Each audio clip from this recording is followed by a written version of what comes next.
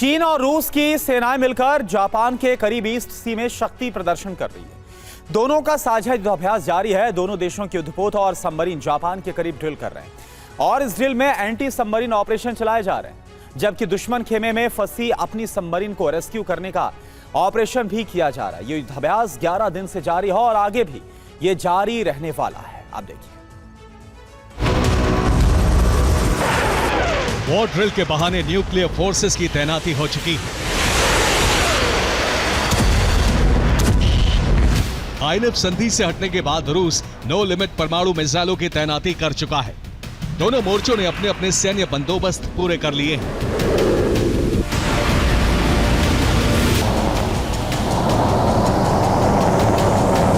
अगर बातचीत से बात नहीं बनी, अगर रूसी तेल निर्यात करने वाली शैडो फ्लीट पर हमले हुए या रूस के हितों को चोट पहुंची तो महासंग्राम कभी भी छिड़ सकता है। Bureau report, TV9 Bharatvarsh. और देखिए, एक अहम खबर आपको बताएं। एक तरफ डोनाल्ड ट्रंप के विशेष दूत स्टीव विटकॉफ से बातचीत हो रही थी पुतिन की, और दूसरी तरफ यूक्रेन पर लगातार हमले होते रहे। खार्किव पर रूसी सेना के बड़े हमले हुए, गैस सप्लाई स्टेशन तबाह हो गया, ड्रोन हमले से लग गई भीषण आग। बड़े इलाके में गैस सप्लाई प्रभावित हुई है।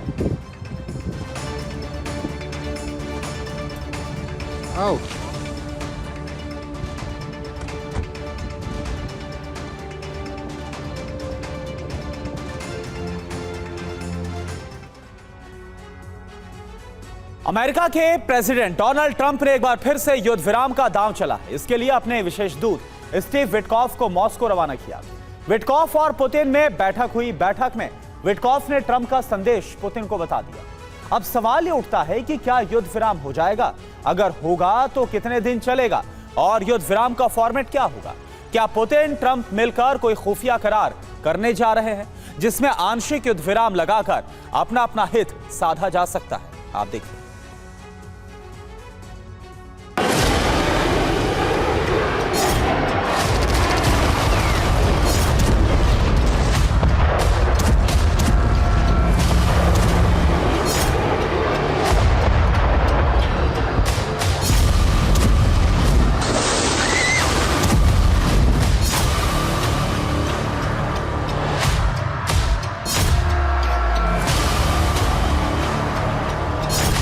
यूरोप में हर हफ्ते हर दिन समीकरण बदल रहे हैं,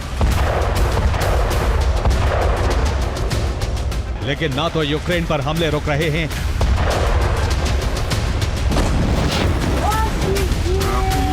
और ना ही रूस पर यूक्रेन बारूद झोंकने में कसर छोड़ रहा है।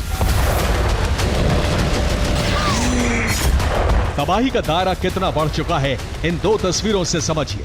एक तरफ रूस ने डोनेट्स्क से आगे सुमी फिर खार्किव तक भारी तबाही मचाई है। दूसरी तरफ यूक्रेन ने रूस के बॉर्डर वाले शहरों से आगे भी हमले शुरू कर दिए हैं। खासतौर से क्रीमिया में भारी विध्वंस मचाया है।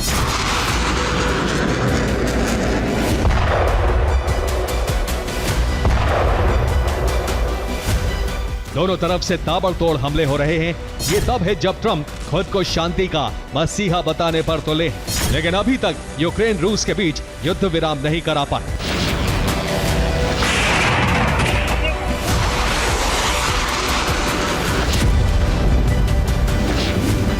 इस बीच ट्रंप ने रूस को युद्ध रोकने की आखिरी वार्निंग दे डाली, लेकिन साथ ही वार्निंग की डेडलाइन खत्म होने से पहले यूरोप में अपने विशेष दूत स्टीव विटकॉफ को भेज दिया।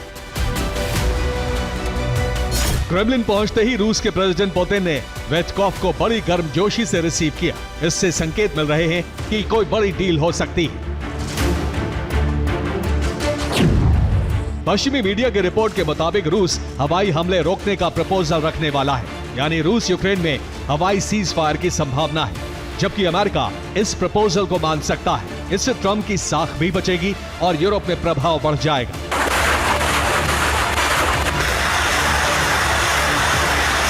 लेकिन इस बीच जमीनी हमले नहीं रोके जाएंगे, लेकिन दोनों तरफ एयर स्ट्राइक पूरी तरह से और कुछ वक्त के लिए रोकी जा सकती है।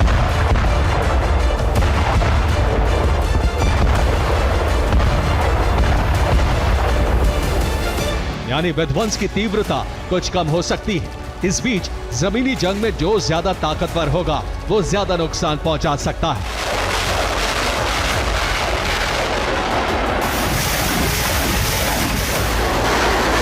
अब समझिए इस हवाई सीज फायर पर सहमति के आसार क्यों हैं? क्योंकि इसमें रूस और अमेरिका दोनों को ही फायदा नजर आ रहा है।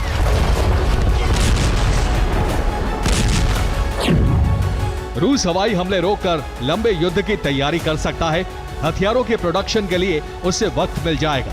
साथ ही जमीनी जंग में वो ज्यादा हिस्सा कब्जा सकता है। रूसी सैनिकों को इस युद्ध विराम में पीछे हटने की जरूरत नहीं है, बल्कि वो लगातार कीव की तरफ बढ़ सकता है।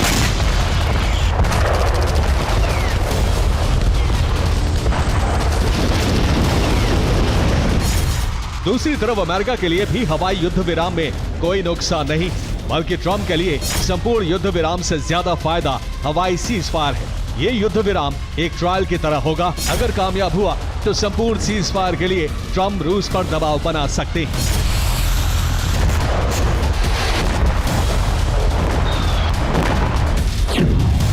दरअसल ट्रंप इस प्रपोजल को इसलिए बांध सकते हैं कि रूस पश्चिमी यूक्रेन पर हमले रोक देगा। पश्चिमी यूक्रेन रूट से नेटो के हथियार पहुंचते हैं। पश्चिमी यूक्रेन में ही हथियार गोदाम है। रूट सुरक्षित होने से नेटो ज्यादा हथियार यूक्रेन में खपा पाएगा और अमेरिका नेटो को ज्यादा हथियार बेच पाएगा।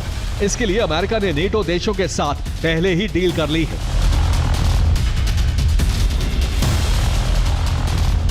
कुल मिलाकर ट्रंप ने अपना कारोबारी दिमाग लगाया है, जिससे अब हथियार बेचकर अच्छा खासा मुनाफा हो सकता है। यही वजह है कि आंशिक युद्ध विराम होने के पूरे आसार हैं और विटकॉफ को इसकी जिम्मेदारी देकर ट्रंप ने पुतिन से मिलने भेजा है।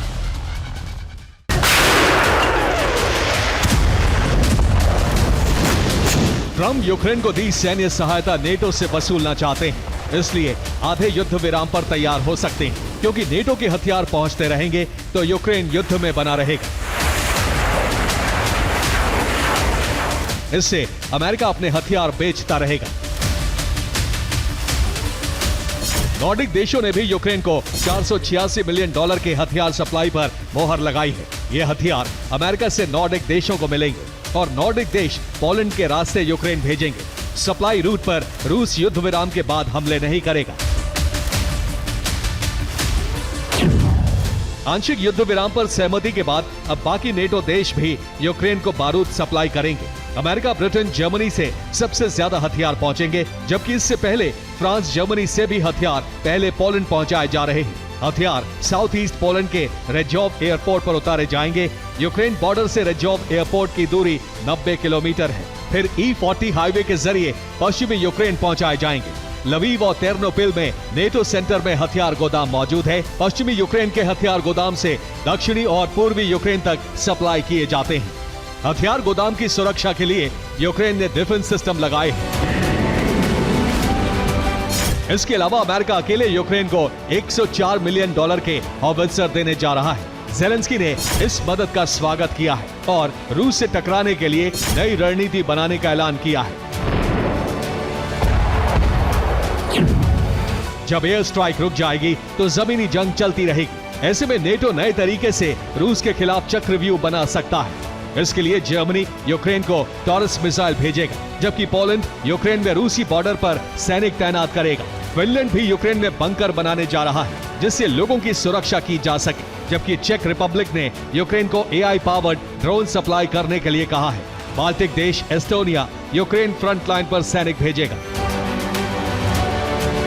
इसके अलावा जर्मनी, ब्रिटेन चैलेंजर और लेपर्ड टैंक की बड़ी खेप भेजने वाले हैं, जिससे ज़ेलेंस्की का जोश बढ़ा है।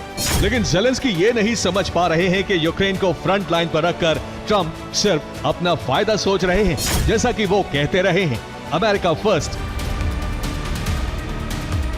अब वो उसी नीति पर चलकर पुतिन से आंशिक युद्ध विराम पर डील कर सकते हैं, जबकि इस डील से यूक्रेन बड़े संकट में फंसने वाला है। Bureau report, TV9 Bharatvarsh.